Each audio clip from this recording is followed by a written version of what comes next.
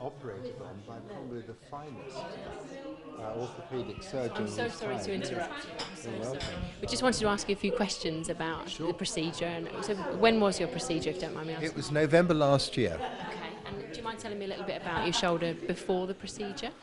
Yes, basically I had an arthritic shoulder and my mobility was getting lower and lower. When I wanted to drink a cup of tea, I started to help myself with my left arm, this being my replaced shoulder. I was unable to lift my shoulder above, shall we say, waist height.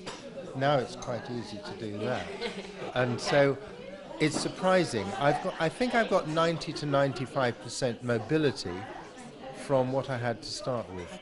And Offaly is going to show a video of myself on an ergo rowing machine at Reading Rowing Club this afternoon. Which you couldn't have done beforehand. Which I certainly couldn't have done beforehand. I haven't yet done the videos on the river. Yeah. But as a rowing coach, I'm back to cycling again.